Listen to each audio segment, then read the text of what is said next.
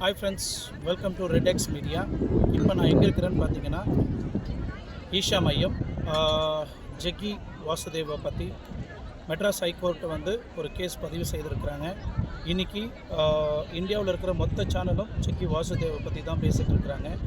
லதா கீதா அவங்க பேரில் தொடங்கப்பட்ட ஒரு கேஸு. அவங்க அப்பா காமராஜ் ஐயா வந்து இந்த கேஸை போட்டிருக்கிறாரு. கிட்டத்தட்ட 8-9 வருஷமாக இந்த கேஸு தொடங்கப்பட்டது.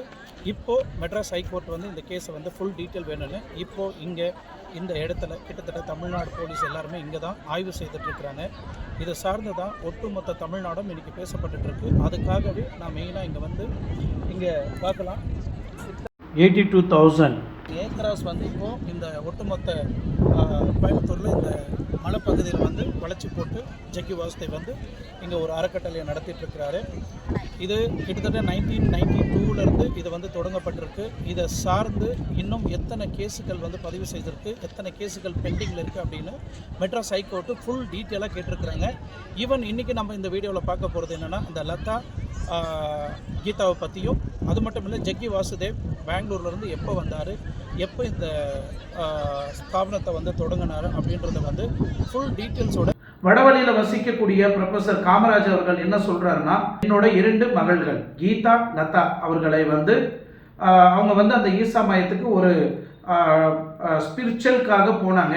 பட் போனவங்க திரும்பி வரலை, அங்கேயே தங்கிட்டாங்க. கிட்டத்தட்ட 10 வருஷமாக தங்கிட்டு இருக்கிறாங்க. என் பொண்ணை அடைச்சி சித்திரவதை பண்ணிட்டு இருக்கிறாங்க அப்படின்னு சொல்லிட்டு ஒரு வழக்கு வந்து சென்னை ஹைகோர்ட்டில் வந்து பதிவு செய்திருந்தார் 8 வருஷத்துக்கு முன்னாடி. அந்த கேஸை சார்ந்தும் இந்த சர்க்குரு ஜெகதீஷ் வாசுதேவை பற்றியும், இன்னும் அந்த ஈஷா மையத்தில் நிறைய கேஸ் ஃபைல்கள் வந்து பெண்டிங்கில் இருக்குது. இது எந்த கேஸ் எல்லாம் பெண்டிங்கில் இருக்குது, அங்கே எத்தனை பெண்கள் வந்து பாதிக்கப்பட்டு இருக்கிறாங்க, கிட்டத்தட்ட 200 பெண்களை வந்து அடைச்சி துன்படுத்தி அவங்களோட அந்த போதை மாத்திரையை கொடுத்து அந்த ஈஷா மையத்துக்கு ஒரு ஒரு ஒரு போதகராக வந்து வழி நடத்திட்டு இருக்கிறாங்க அப்படின்றது வந்து நிறைய குற்றச்சாட்டு வந்து இருக்கு. இதை சார்ந்து தான் இன்னைக்கு நம்ம இந்த வீடியோவில் பேச போகிறோம். அது மட்டும் இல்லை, சர்க்குரு ஜெகதீஷ் வாசுதேவ் வந்து கர்நாடகாவிலிருந்து எப்போ வந்தார், கர்நாடகாவிலிருந்து தமிழ்நாட்டுக்கு வந்து எப்போ இந்த ஈஷா மையத்தை தொடங்கினாரு, இந்த ஃபவுண்டேஷன் வந்து எதற்காக தொடங்கப்பட்டது 1992 வந்து, இதை சார்ந்து தான் இன்னைக்கு நம்ம இந்த வீடியோவில் பேச போகிறோம். வாங்க வீடியோக்குள்ள.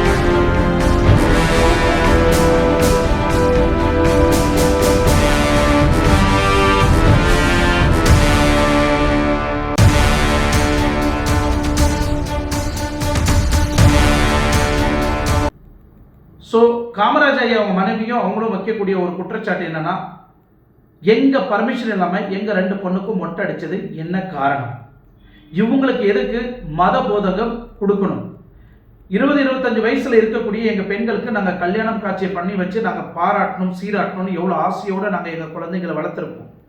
நாங்கள் கிட்டத்தட்ட 20-25 லட்சம் கொடுத்து படிக்க வச்சு பெரிய பெரிய படிப்பு படிக்க வச்சு பெரிய பொண்ணு வந்து 1.5 லட்சம் ரூபாய் பேமெண்ட் வாங்கியிருந்தா, சின்ன பொண்ணு வந்து கிட்டத்தட்ட 50-60,000 ரூபாய் பேமெண்ட் வாங்கிட்டு இருந்தா.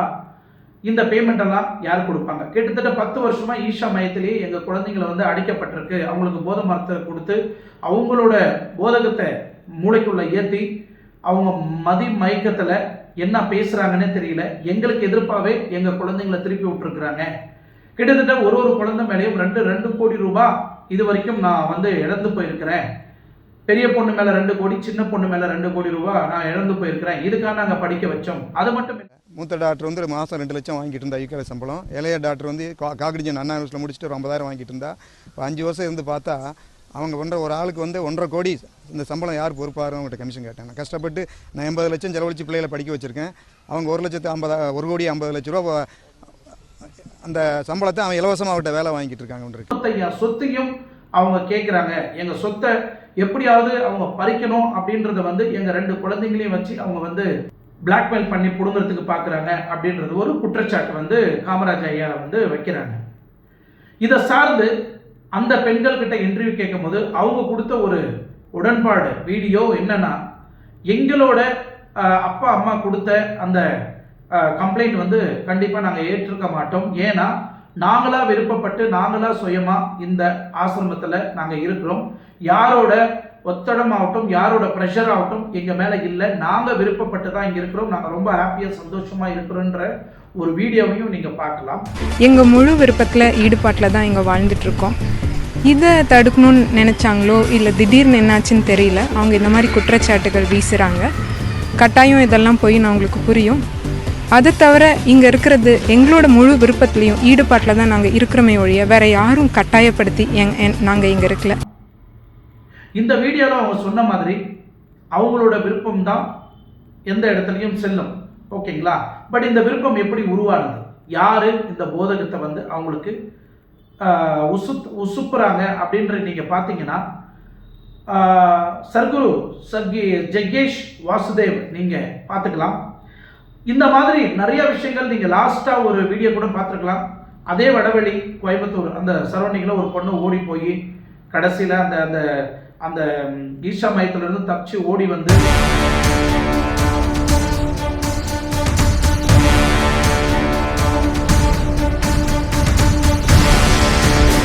ஒரு 4 வருஷத்துக்கு முன்னாடி நீங்க பாத்தீங்கன்னா அதே ஈஷா மையத்துல சுபஸ்ரீன்ற ஒரு பொண்ணு வந்து மர்மமான முறையில் கிணற்றில் இறந்து கிடந்தார் அப்படின்னு போலீஸார்கள் வந்து அந்த அந்த பொண்ணத்தை எடுத்து மேலே வச்சு பார்க்கும்போது அவங்க தான் சுபஸ்ரீ அப்படின்றத வந்து ஐடென்டிஃபை பண்ணாங்க. இதை எப்படி ஐடென்டிஃபை பண்ணாங்கன்னா, தன்னோட கணவர் ஒரு கம்ப்ளைண்ட் வந்து ரிஜிஸ்டர் பண்ணி ஒரு கம்ப்ளைண்ட்டை ஃபைல் பண்ணியிருந்தாரு, என்னோட மனைவி காணவில்லை அப்படின்னு. அந்த கம்ப்ளைண்ட் அடிப்படையில் அந்த ஈஷா மையத்திலிருந்து வெளியிருக்கக்கூடிய அனைத்து சிசிடிவி ஃபுட்டேஜும் செக் பண்ணி பார்க்கும்போது ஈஷா மையத்திலிருந்து இவங்க ஓடி வர அந்த வெள்ளை உடை போட்டுக்கிட்டு ஓடி வர அந்த காட்சிகளை பார்க்குறாங்க. அந்த காட்சிகள் தான் பெரிய பரபரப்பாக நிறைய யூடியூப் சேனல்லாம் வைரல் ஆனது. இந்த கேஸ் என்ன ஆச்சு அப்படின்றது அப்படியே கிணத்தில் போட்டப்பட்டது. அந்த பொண்ணு எப்படி அந்த கிணத்துல இறந்தாங்களோ அதே கிணத்துல அந்த கேஸ் அப்படியே போட்டு மூடிட்டாங்க. இது சார்ந்து இந்தியாவை மட்டும் இல்லை, உலக நாடுகளில் இருக்கக்கூடிய மக்களோட பணத்தை, கருப்பு பணத்தை பதிக்க வைக்கக்கூடிய ஒரு இடம் தான் அந்த ஈஷா மையம். இந்த ஈஷா மையத்தில் நீங்கள் பார்க்கலாம், விஐபிக்கு ஒரு ட்ரீட்மெண்ட், விவிஐபிக்கு ஒரு ட்ரீட்மெண்ட், நார்மல் நடுத்தர மக்களுக்கு ஒரு ட்ரீட்மெண்ட், இந்த மாதிரி பிரித்து இந்த மாதிரி ஒரு சேவை மனப்பான்மை அப்படின்றது தான் இதை ஈஷா மையத்தை வந்து என்ஜிஓவாக கன்வெர்ட் பண்ணி நான் ப்ராஃபிட்டபிள் ஆர்கனைசேஷனாக வந்து ரன் பண்ணிட்டு இருக்கிற இந்த ஈஷா மையத்துக்கு தெளிவாக புரிஞ்சுக்கிங்க, நான் ப்ராஃபிட்டபிள் ஈஷா மையம், சரிங்களா? ஆனால் அந்த ஈஷா மையத்தை தொடங்கினது எப்படி, அந்த நிலத்தை எல்லாம் ஆக்கிரமிச்சது செய்தது எப்படி, வனத்துறை பர்மிஷனே இல்லாமல் அங்கே பில்டிங்கை கட்டினது எப்படி, யாரோட பர்மிஷனில் அந்த பில்டிங் அங்கே கட்டினாங்க அப்படின்றதும் தெரியல. அது மட்டும் இல்லை, வெளிநாட்டிலிருந்து வரக்கூடிய நிறைய பேருக்கு வந்து ஏசி காட்டேஜ் விலாஸ் மாதிரி அந்த கேம்புக்குள்ள பெரிய பெரிய விஐபி தங்கறதுக்கு கட்டி வச்சிருக்கிறாங்க. ஏன் இதே ஒரு நடுத்தர ஃபார்மர் மக்கள் வந்து அங்கே போனாக்கா அந்த விலாஸ்லையோ இல்லை அந்த ஏசி ரூம்லையோ தங்க முடியாது. ஈவன் இன்னும் மர்மமான முறையில் நிறையா கேபின்களாக அங்கே இருக்கு. ஈவன் அந்த சரௌண்டிங்குள்ள பொதுமக்கள் யாருமே உள்ளே போக முடியாது. அந்த ஈஷா மையம், ஈஷா ஃபவுண்டேஷனில் இருக்கக்கூடிய அமைப்பாளர்கள் மட்டும்தான் அதுக்குள்ளே போக முடியும். அது மட்டும் இல்லை, நிறைய விஷயங்கள் சொல்கிறாங்க, வாலண்டரியாக தான் எங்ககிட்ட இங்கே வந்து நிறைய பேர் வந்து சேவை செய்கிறாங்க, வேலை பண்ணுறாங்க அப்படின்னு சொல்கிறாங்க. இங்கே வாலண்டரியாக யாரும் வேலை செய்கிறதில்ல. அங்கே போகக்கூடிய மக்கள் அங்கே போய் ஈஷா மையத்தில் சர்க்குரு ஜெகதீஷ் வாசுதேவ மீட் பண்ணுன்ற பேரில் அவங்க மீட் பண்ணி ஆயிட்ட பிறகு அவர் சன்னியாசின்ற பேரில் நம்ம சர்க்குரு ஜெகதீஷ் வாசுதேவ் அவர்கள் வந்து சந்நியாசம் பட்டத்தை வந்து நிறைய பேருக்கு கொடுக்குறாரு. நிறைய பேர் வந்து வாலண்டரியாக தான் என்கிட்ட வந்து சந்நியாச பட்டத்தை வாங்கிக்கிறாங்க அப்படின்னு வந்து ஜெகதீஷ் வாசுதேவ் வந்து சொல்கிறாப்புல. ஆனால் கிட்டத்தட்ட 200 பெண்களை வந்து அங்கே சிறைப்பிடிக்கப்பட்டிருக்கு. அங்கே வந்து அந்த அமைப்பில், அந்த ஈஷா ஃபவுண்டேஷன் மையத்தில் அவங்களுக்கு கொடுக்கக்கூடிய ட்ரக்ஸில் இருந்து, அவங்க குடிக்கக்கூடிய காஃபி டீயிலேருந்து, அவங்க சாப்பிடக்கூடிய சாப்பாட்டிலேருந்து ஏதோ ஒரு ட்ரக்ஸ் கலக்கப்படுது. இந்த ட்ரக்ஸ் மூலிமா தான் அவங்களுக்கு அந்த போதை, அந்த மயக்கம், அந்த மயக்கத்திலிருந்து அவங்களால வெளியே வர முடியறதில்ல. அது மட்டும் இல்லை, இவர் அங்கே வசிக்கக்கூடிய அந்த பெண்களுக்கு எல்லாருக்குமே இவர் வந்து அந்த பட்டத்தை கொடுத்துறாரு. என்ன பட்டம்? அந்த சன்னியாசி பட்டத்தை கொடுத்து அழகா இருக்கக்கூடிய பெண்கள் எல்லாம் மொட்டை அடிச்சு அவருக்கு சேவை செய்யக்கூடிய பெண்களா வந்து அவர் சேவை செய்யக்கூடிய ஒரு சேவகையா நிறைய பெண்களை வந்து மாற்றி வச்சிருக்கிறாரு. இதை பார்த்த ஒரு தாய்மார்கள் தான் மூல செலவு செஞ்சு அங்கே இழுத்துட்டு போய் அங்கே உட்கார வச்சுட்டாங்க. 2 வருஷம் இதாக இருந்தாங்க. அதுக்கப்புறம் வந்து மொட்டை அடிச்சிட்டாங்க. மொட்டை அடிச்சது எங்கிட்ட கேட்கவும் இல்லை, ஒன்றும் செய்யவும் இல்லை. அதே மாதிரி பேர் வந்து மாமாத்தி, மாமாயு, லதா, கீதா லதாங்கிறத கீதாவை மாமாத்தி, லதாவை வந்து மாயுன்னு மாற்றிருக்கிறாங்க. என்னோட பெண்ணுக்கு இந்த நிலைமையா, என்னோட பொண்ணுக்கு இந்த மாதிரி ஒரு கொடுமையா அப்படின்னு சொல்லிட்டு மெட்ராஸ் ஹைகோர்ட்டில் வந்து கேஸை பதிவு செய்திருந்தாங்க. பட் நான் என்ன சொல்ல வரேன்னா, ஜெகதீஷ் வாசுதேவ் டாட்டர் ராதே சந்தீப் நாராயணன்றவரை வந்து மேரேஜ் பண்ணாங்க 2014. இவங்களுக்கு மட்டும் எப்படி நீங்க திருமணம் செய்து வச்சீங்க? நீங்க எப்படி உங்க பொண்ணை ஒருத்தருக்கு கல்யாணம் பண்ணி கொடுத்து சந்தோஷமா பார்த்துக்கணும்னு, சந்தோஷமா வாழணும்னு நீங்க ஆசைப்பட்டவங்க கிட்டத்தட்ட 200 பெண்களை வந்து நீங்க சன்னியாச பட்டத்தை கொடுத்து அவங்க பெத்தவங்க மனசெல்லாம் நோகடிச்சு நீங்க மட்டும் எப்படி இந்த தவறுகள் செய்யலாம் அப்படின்னு நிறைய குற்றச்சாட்டு வந்து இன்னைக்கு மெட்ராஸ் ஹைகோர்ட்ல வந்து குற்றச்சாட்டா வந்து வைக்கப்பட்டிருக்கு. அது மட்டும் இல்லை, இந்த ஜெகதீஷ் வாசுதேவ் எங்கிருந்து வந்தார் அப்படின்றதையும், ஒரு சர்க்குரு ஜக்கி வாசுதேவ் என்ற அந்த ஒரிஜினல் பேரு கிடையாது. இவரோட ஒரிஜினல் பேர் வந்து வெறும் ஜெகதீஷ். இவர் 1957 வந்து கர்நாடகா மாநிலத்தில் பிறந்தாரு. இவர் சின்ன வயசுலேருந்தே கர்நாடகாவில் இருக்கக்கூடிய ரிஷி பிரபாகர் அப்படின்ற ஒரு நபர்கிட்ட இவர் வந்து சின்ன வயசுலேருந்தே அந்த யோகா கிளாஸை வந்து கற்றுக்கிறாரு. யோகா கிளாஸ் மையத்தில் வந்து இவர் கலந்துக்கிறாரு. அங்கே நிறைய யோகா கிளாஸ் எல்லாம் கற்றுக்கிறாப்புல. அந்த நேரத்தில் அவர் அந்த யோகா கிளாஸுக்கும் போய்கிட்டு அவரோட உண்மையான பிஸ்னஸ் என்னன்னா கோழி ஃபார்ம். கர்நாடகாவில் கோழி ஃபார்ம் வந்து ரொம்ப ஃபேமஸ். இந்த கோழி ஃபார்ம்ஸ் பிஸ்னஸை வச்சு அவர் நடத்திட்டு இருந்தார். செங்கல் சூளை தெரியும் இல்லைங்களா, நம்ம செங்கல் எல்லாம் வந்து அரைப்போம் இல்லைங்களா, வீடு கட்டுறதுக்கு, கட்டட கட்டுறதுக்கு. அந்த செங்கல் சூளை, செங்கல் வந்து மேனுஃபேக்சர் பண்ணுற ஃபேக்ட்ரி ஒன்று வச்சுருந்தாப்புல. அவர் நண்பர் கூட கர்நாடகாவில் சேர்ந்து ஒரு ரியல் எஸ்டேட் பிஸ்னஸ், அப்படின்னா வீடு கட்டி கொடுக்குற திட்டத்தை வந்து தொடங்கப்பட்டது. இதுவும் ஒரு பிஸ்னஸாக, ரியல் எஸ்டேட் பிஸ்னஸாக வந்து பண்ணிட்டு இருந்தாப்புல. இந்த மாதிரி சின்ன சின்ன தொழில்களெல்லாம் செய்துட்டு இருந்த இந்த ஜெகதீஷ் சாமுண்டி பெட்டா அப்படின்றது உங்களுக்கு மைசூர் பக்கத்தில் இருக்கும். அந்த பெட்டா மேலே இவர் போய் தனியாக உட்காரத்துக்கு முயற்சி பண்ணுறாரு. எப்போனா 1982. அந்த சாமுண்டி பெட்டா மேலே தனியாக உட்காந்துட்டு இருக்கும்போது சடனாக அவருக்கு வந்து ஒரு ஹீலிங் பவர் வந்து கிடைச்சிருக்கு அந்த சாமுண்டி பெட்டா மேலே. ஸோ அதுக்கப்புறம் அவர் சிந்திக்கிறாரு, நம்ம வாழ்ந்த காலம் போதும், இதுக்கு மேலே வந்து நம்ம வந்து சன்னியாசியாக போகலாம், இதுக்கு மேலே வந்து நம்ம வந்து ஏன் நம்ம ஆன்மீக பாதைக்கு போகக்கூடாது, நம்ம ஏன் ஒரு ஆன்மீகத்தை வந்து தொடங்கக்கூடாது, நிறைய பேருக்கு வந்து நன்மை செய்யக்கூடாது அப்படின்றத வந்து அந்த சாமுண்டி பெட்டா மேலே உட்காந்து யோசிக்கிறார். ரிஷி பிரபாகர் அந்த யோகா மையத்துக்கு வந்த விஜய் குமாரின்ற ஒரு பெண்ணை வந்து இவர் திருமணம் செய்துக்கிறார். ஸோ இந்த ரிஷி பிரபாகர் என்ன பண்றாருன்னா, கர்நாடகாவில இருந்து தமிழ்நாட்டுக்கு அவர் அனுப்பிச்சு வைக்கிறாங்க. இங்க நம்ம தொடங்க யோகா மையம் நம்ம தமிழ்நாட்டிலையும் தொடங்கணும் அப்படின்னு வந்து இந்த ரிஷி பிரபாகர் வந்து அனுப்பிச்சு வைக்கிறாங்க. இவர் தமிழ்நாட்டுக்கு வந்த ஜெகதீஷ் கிரிமினல், பாண்ட் கிரிமினல்னு சொல்லலாம். இவர் இங்க தமிழ்நாட்டுக்கு வந்து நாம ஏன் அவனுக்கு வந்து நம்ம யோகா மையத்தை வந்து தொடங்கணும், நாம ஏன் ஒரு யோகா கிளாஸை வந்து இங்க தொடங்கக்கூடாது நம்ம பேர்ல அப்படின்னு டிசைட் பண்ண இந்த ஜெகதீஷ் உடனே ஒரு பிளான் பண்றாரு. கோயம்புத்தூர்ல தொண்டாமுத்தூர் இக்கரை புலமம்பட்டி ஒரு மலை அடிவாரத்தில் தன்னோட யோகா அமைப்பை வந்து ஆரம்பிக்கிறாரு.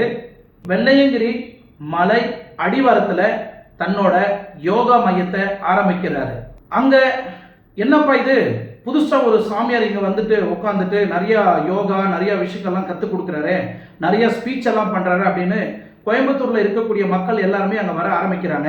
அப்படியே அங்கே இருக்கக்கூடிய அந்த விவசாய நிலத்தெல்லாம் கொஞ்சம் கொஞ்சமாக அப்படியே வாங்க ஆரம்பிக்கிறாரு. அதுக்கப்புறம் 1992 ஒரு ஈஷா ஃபவுண்டேஷன்றதையும் தொடங்குறாரு அந்த கோயம்புத்தூர்ல. இந்த மாதிரி போயிட்டு இருக்கிற ஒரு காலகட்டத்தில் தன்னோட மனைவியை விஜயை வந்து மர்மமான முறையில் இறந்து போயிடுறாங்க. உடனே விஜய் அவங்க அப்பாவுக்கு ஜக்கி வந்து கால் பண்ணி சொல்றாரு, இந்த மாதிரி உங்க பொண்ணு இறந்து போயிட்டாங்க அப்படின்னு. உடனே ஒரு பெங்களூர்ல இருந்து புறப்பட்டு கோயம்புத்தூருக்கு வர்றதுக்குள்ளேயே இவர் வந்து ஜக்கி வந்து தன்னோட அந்த மனைவியோட பணத்தை வந்து எரிச்சிடுறாரு. உடனே அந்த இடத்துக்கு வந்த விஜயோட அவங்க ஃபாதர் வந்து என் பொண்ணோட டெட் பாடி எங்க வச்சிருக்கிறீங்க அப்படின்னு கேட்கும்போது, உங்க பெண் வந்து இன்னைக்கு மகாசக்தி வந்து அடைஞ்சிட்டாங்க அப்படின்னு வந்து ஒரு குரலையை கிளப்பி விட்டுருக்கிறாரு மாமனார். அவங்க மாமனார்கிட்ட ஒரு டைலாக் ஒன்று அடித்தார் நம்ம ஜக்கி. அவங்க இறந்து போகிறதுக்கு கொஞ்சம் நேரத்துக்கு முன்னாடி போய் அவங்களோட நகைகளெல்லாம் கழட்டி அவங்களோட மெட்டல் ஐட்டம்ஸ் எல்லாம் கழட்டி பீரோவில் பத்திரமா வச்சுட்டு தன்னோட உயிரை வந்து மாற்றிக்கிட்டாங்க அப்படின்னு சொல்கிறாராம். மகாசக்தி அடைஞ்சிட்டாங்க அப்படின்னு சொல்லியிருக்கிறார். காரணம், இந்த மெட்டல் கோல்டெல்லாம் இருந்தால் உடம்புல இருந்து அந்த உயிர் பிரியாதான். இந்த மாதிரி ஒரு கதையெல்லாம் கட்டி தன்னோட மனைவியை வந்து எரிச்சிட்டார். எரிச்சதுக்கு காரணம் என்னன்னு நம்ம பின்னாடி பார்த்தாக்கா, பெங்களூர் போலீஸார் வந்து எந்த வகையிலையும் வந்து அந்த பாடியை நோண்டி போஸ்ட்மார்ட்டம் ரிப்போர்ட் எதுவும் பண்ணிடக்கூடாது அப்படின்ற முறையில் அதை வந்து எரிச்சு சாம்பலாக்கிட்டார். காரணம் என்னன்னா, இவர் அந்த யோகா மையத்தில் இருக்கக்கூடிய இன்னொரு பொண்ணு கூட தொடர்பு இருக்கக்கூடிய காரணத்தினால் இந்த விஜய் இருந்தாக்கா நம்மளுக்கு ரொம்ப பிரச்சனை அப்படின்றதுனால அந்த விஜயை போட்டு தள்ளி 1999 இந்த கேஸையும் அதை கூடிய சேர்த்து புதைச்சி தள்ளிட்டாரு நம்ம ஜக்கி வாசுதேவ். இந்த மாதிரி சம்பவம் நிறைய சேனல்ல நிறைய ஊடகத்தில் வந்திருக்கு. இதையும் நம்பாம இதுவும் ஒரு மூட நம்பிக்கை தான், இவர் தான் கடவுள், இவர் தான் பிரம்மா விஷ்ணு அப்படின்னு சொல்லிட்டு இவரை தூக்கி வச்சு ஆடிட்டு இருக்கக்கூடிய மக்கள் நிறைய பேர் வந்து மூட நம்பிக்கையா நம்பிட்டு இருக்கிற மக்களும் இதுல நிறைய பேர் இருக்கிறாங்க. ஜெகதீஷ் பாண்டிச்சேரிக்கு போகும்போது அங்க ஒரு ஆரோவில் டூமை பார்க்குறாரு. இதே மாதிரி ஒரு டூமை நம்ம ஏன் கோயம்புத்தூரில் கட்டக்கூடாதுன்னு அந்த கன்ஸ்ட்ரக்ஷன் பண்ண இன்ஜினியர்களை கூப்பிட்டு இந்த கோயம்புத்தூரில் அதே மாதிரி ஒரு டூம் மாதிரி ரெடி பண்ணி இவர் ஒரு மெர்க்குரியால் செய்யப்பட்ட ஒரு சிவலிங்கத்தை வந்து அதுக்குள்ளே வச்சு பெரிய லெவலில் ப்ராப்ளம் ஆகிறார். பெரிய லெவலில் இவர் வந்து பிரச்சாரத்தில் ஈடுபட்டு இருந்தார், பிரபலமாகிட்டு இருந்தார். வேறு சேனல்லாம் கூப்பிட்டு அவரை வந்து இன்டர்வியூலாம் எடுக்க ஆரம்பித்தாங்க. ஆனந்த விகடனில் அத்தனைக்கும் ஆசைப்படு அப்படின்னு ஒரு கட்டுரை எழுதி அது மூலிமா தமிழ்நாட்டில் வசிக்கக்கூடிய மக்களை மனதை வந்து எடுத்தார். அது மட்டும் இல்லை, விஜய் டிவின்ற ஒரு ப்ரோக்ராமில் ஜக்கி வாசுதேவுக்குன்னே ஒரு ப்ரோக்ராம் தனியாக நடக்கப்பட்டது. ஒவ்வொரு நாளும் ஒவ்வொரு முறையில் ஒரு செலிபிரிட்டியை கூப்பிட்டு இன்டர்வியூ எடுக்கப்பட்டது. இந்த ஜெகதீஷ் வாசுதேவ் ஸ்டேட் ஆகட்டும் சென்டர் ஆகட்டும் எந்த கட்சி ஆட்சிக்கு வந்தாலும் அவங்கள எப்படியாவது கைக்குள்ளே போட்டுக்கிட்டு அவங்களோட சப்போர்ட்டோட அந்த ஈஷா ஃபவுண்டேஷனை பெரிய லெவலில் வந்து தொடங்கப்பட்டது. அது மட்டும் இல்லை, பிக்கஸ்ட் கார்ப்பரேட் கம்பெனியில் வேலை செய்யக்கூடிய யங்ஸ்டர்ஸுங்களை அந்த அமைப்புக்குள்ளே அந்த ஈஷா மையத்துக்குள்ளே வர வச்சு ஒரு தியானம் பவர் அவங்களுக்கு கொடுக்குறன்ற பேரில் சக்தி கிடைக்கும், அது கிடைக்கும், முக்தி கிடைக்கும், அவங்களோட வேலை வாய்ப்பெல்லாம் விட்டு அவங்களோட ஈஷா மையத்தில் வந்து வேலை செய்யக்கூடிய வகையில் யங்ஸ்டர்ஸை வந்து போதையில் ஒரு ட்ரக்ஸுக்கு அடிப்படைஞ்சு அவங்கள அந்த மையத்திலையும் தொடங்க ஆரம்பிக்கிறார். அது மட்டும் இல்லை, நீலகிரி மலைக்கு கீழே இருக்கக்கூடிய அந்த லேண்ட் அப்படின்னா ரிசர்வ் ஃபாரஸ்ட் அப்படின்னு சொல்லுவாங்க. அங்கே எந்த ஒரு கவர்மெண்ட் பர்மிஷன் இல்லாமல் எந்த ஒரு வீடும் எந்த ஒரு பில்டிங்கும் அங்கே வந்து கிளம்பக்கூடாது. ஆனால் இதே ஜக்கி வாசுதேவ் அவருக்கு ரொம்ப பிரச்சாரம் ஆரம்பித்து பொதுமக்களுக்கு ஈர்ப்பு வந்து இந்த ஈஷா மையத்தில் வரும்போது எக்கச்சக்கமான கோடிக்கணக்கான பணங்கள் வந்து டொனேஷனாக வந்து கொடுக்கப்பட்டது. அந்த காலகட்டத்தில் 1994 2011 வரைக்கும் வரக்கூடிய அந்த டொனேஷன்களெல்லாம் சேமித்து அந்த டூமன் சொன்ன இல்லைங்களா, அந்த லிங்கத்துக்கு பக்கத்தில் இருக்கக்கூடிய சுற்றி விலாஸ் வீடு கடைகள் இந்த மாதிரி கட்ட ஆரம்பிக்கிறாரு. அதுக்கப்புறம் அந்த வெள்ளையங்கிரி மலைக்கு கீழே கிட்டத்தட்ட 82,000 ஸ்கொயர் ஃபீட்டு கீழே அந்த நிலத்தை ஆக்கிரமித்து செய்து அங்கே பெரிய லெவலில் வீடு கட்டுறாரு. அந்த சிவலிங்கத்தையும் சிவனோட உருவத்தையும் கட்ட ஆரம்பிக்கிறாரு. நிறைய விலாச கட்ட ஆரம்பிக்கிறாரு. அந்த வெள்ளையங்கிரி மலைக்கு கீழே இருக்கக்கூடிய அந்த ஃபாரஸ்ட் வந்து பாதுகாக்கப்படக்கூடிய ஃபாரஸ்ட். அங்கே நிறையா வனவிலங்குகளாக வந்து போகக்கூடிய இடம். ஸோ அந்த இடத்துல ரிசர்வ் ஃபாரஸ்டில் இவருக்கு பில்டிங் கட்டுறதுக்கு யார் அனுமதி கொடுத்தது? பர்மிஷனே இல்லாமல் வித்தவுட் பர்மிஷன் வாங்காமல், கார்பரேஷன் பர்மிஷன் வாங்காமல், நகராட்சி பர்மிஷன் வாங்காமல் ஃபாரஸ்ட் ரிசர்வ் ஃபாரஸ்டோட பர்மிஷன் வாங்காமல், சென்ட்ரல் கவர்மெண்ட் பர்மிஷன் இல்லாமல், தமிழ்நாடு கவர்மெண்ட் பர்மிஷன் இல்லாமல் எப்படி அவர் அங்கே வீடு கட்டினாரு, எப்படி அந்த அமைப்பு அங்கே தொடங்கப்பட்டது, எப்படி அந்த சிவ ஸ்டாச்சு வந்து கட்டினாரு, எப்படி அங்கே பெரிய பெரிய விஐபிகளுக்கு வந்து விலாஸ் ஆகட்டும் இல்லை வீடுகள் ஆகட்டும் கட்டி கொடுக்கப்பட்டது, என்ன காரணம், இதுக்குள்ளே என்னெல்லாம் மர்மங்கள் அடங்கியிருக்கு. இல்லை ஈஷா ஃபவுண்டேஷன்ற பேரில் தன்னோட ப்ராடக்ட்டுங்களை நிறைய ப்ராடக்ட்டுங்களை தயாரித்து தமிழ்நாடு மட்டும் இல்லை உலகம் ஃபுல்லாக தன்னோட ஈஷா ஷாப் அப்படின்னு ஒரு கடைகளை ஆரம்பித்து உலகம் ஃபுல்லாக அந்த ஷாப்பில் தயாரிக்க இந்த ஈஷா ஃபவுண்டேஷன் தயாரிக்கக்கூடிய ப்ராடக்டை வந்து விற்க ஆரம்பிக்கிறாரு. இந்த பணத்தையும் இந்த ட்ரஸ்ட்டுக்கு எப்படியாவது சேமிப்பு பண்ணணும், எப்படியாவது நம்ம கவர்மெண்ட்டு கிட்ட டேக்ஸ் கட்டுறதை அவாய்ட் பண்ணுன்ற பேரில் ஒரு ட்ரஸ்ட்டுன்ற பேரில் என்ஜிஓ ஆரம்பித்து அந்த என்ஜிஓக்கு இந்த பணத்தை உள்ளே எடுத்துகிட்டு வந்து கவர்மெண்ட்டுக்கு டேக்ஸ் கட்டுறதை அவாய்ட் பண்ணி இந்த பணத்தையும் ஆட்டிய போட ஆரம்பித்தார். இந்த ஈஷா ஃபவுண்டேஷன் அவர் ஏரியாவில் கட்டி இருக்கிறார் இல்லைங்களா, அந்த கட்டப்பட்ட இடத்துல நிறைய வனவிலங்குகள் வந்து அங்கே வந்து போகக்கூடிய இடம். இதை பாதுகாக்கிறதுக்குனே ஒரு அமைப்பு ஆரம்பிப்பட்டது. இந்த காடுகளை மட்டும் பாதுகாக்கிறதுக்கு ஒரு அமைப்பு ஆரம்பிக்கப்பட்டது. அது வந்து ஹில் ஏரியா கன்சர்ன் அத்தாரிட்டி அப்படின்னா HAC அப்படின்ற ஒரு அமைப்பு ஆரம்பிக்கப்பட்டது. இந்த அமைப்பு பர்மிஷன் கொடுத்தா மட்டும்தான் அந்த இடத்துல வீடு கட்ட முடியும். சரிங்களா, வீடு ஆகட்டும், ஷாப்பிங் மால் ஆகட்டும், எதாக இருந்தாலும் நீங்கள் கட்ட முடியும். பட் ஜக்கி வாசுதேவ் என்ன பண்ணார்னா, அந்த மலை அடிவாரத்தில் அவர் வந்து எல்லாத்தையும் கட்டி முடிச்சிட்ட பிறகு அதுக்கப்புறமா இந்த HAC கிட்ட போய் அப்ரூவல் அனுமதி கேட்கறதுக்கு விண்ணப்பத்தை வைக்கிறாரு. இந்த விண்ணப்பத்தை வாங்கின இந்த HCA கன்சர்ன் அத்தாரிட்டி என்ன பண்ணியிருக்கிறாங்கன்னா, ஸோ இந்த லெட்டரை எடுத்துக்கிட்டு ஃபாரஸ்ட் ஆஃபீஸர் அங்கே போய் பார்க்குறாரு. போய் பார்த்த பிறகு அவரே ஆச்சரியமாகி அந்த அளவுக்கு கோபம் கொண்டு, எங்களோட பர்மிஷன் இல்லாமல் நீங்கள் இங்கே பில்டிங் கட்டியிருக்கிறீங்க, இந்த இடத்துல வந்து வனவிலங்குகளாக வந்து போகக்கூடிய இடம், இது யார் பர்மிஷனோட நீங்கள் கட்டினீங்க அப்படின்னு சொல்லிட்டு திரும்பியும் வந்து அவர் ஒரு மனு தாக்குதல் செய்கிறார். இதை சார்ந்து ஒரு ஃபாரஸ்ட் ஆஃபீஸர் வந்து திருநாக்கரசு வந்து அந்த இடத்துக்கு போகிறாரு. போய் பார்க்கும்போது அவரும் கோபம் கொண்டு உடனே இந்த பகுதி வந்து இல்லீகலாக நீங்கள் இந்த பில்டிங்கை கட்டியிருக்கிறீங்க, இங்கே வனவிலங்குகளாக வந்து வசிக்கக்கூடிய இடம், இதில் நீங்கள் இல்லீகலாக வீடு கட்டியிருக்கிறீங்க அப்படின்னு வந்து அவரும் ஒரு தாக்குதல் பதிவு செய்தார். இந்த இடம் வந்து எலிஃபண்ட் காரிடார் அப்படின்னு சொல்லிட்டு அறிவிக்கப்பட்ட ஒரு இடம் அப்படின்னு அவரும் உறுதி செய்து அவர் ரிட்டர்ன் வராரு. இது எல்லாமே 2012 நடக்குது. அது மட்டும் இல்லை, அதே மாதிரி town and country planning department இவங்களும் போய் அதே மாதிரி அந்த இடத்துல உறுதி செய்கிறாங்க. Town and country planning department என்ன முடிவு பண்ணுறாங்கன்னா, அங்கே போய் அவங்க பார்த்த பிறகு அவங்களும் அதிர்ச்சி ஆகிட்டாங்க. இங்கே வந்து எங்களோட பர்மிஷன் இல்லாமல் நீங்கள் வீடை கட்டியிருக்கிறீங்க, எங்களோட பர்மிஷன் இல்லாமல் இந்த வனவிலங்குகள்லாம் தாக்கி நீங்கள் வந்து இங்கே ஆக்கிரமிச்சு செய்து நீங்கள் வந்து உங்களோட ஈஷா மையத்தை ஃபவுண்டேஷனை வந்து கட்டியிருக்கிறீங்கன்னு எங்களோட பர்மிஷன் இல்லாமல் கட்டணத்துக்கு காரணத்தினால் உங்களோட ஈஷா மையம் ஃபவுண்டேஷனை வந்து நாங்கள் வந்து டெமாலிஷன் செய்யப்படும் அப்படின்னு ஒரு லெட்டரையும் கோர்ட்ல இருந்து வாங்குறாங்க. அதுக்கப்புறம் ஈஷா மையம் என்ன சொல்ல வராங்கன்னா, இந்த ஏனைகள் வந்து போகிற இடமே தவிர ஏனைகள் காரிடர்னு நீங்கள் வந்து நிரூபிக்க முடியாது, இது வந்து அறிவிக்கப்படாத ஒரு இடம் அப்படின்னு வந்து ஈஷா மையம் சொல்லுது.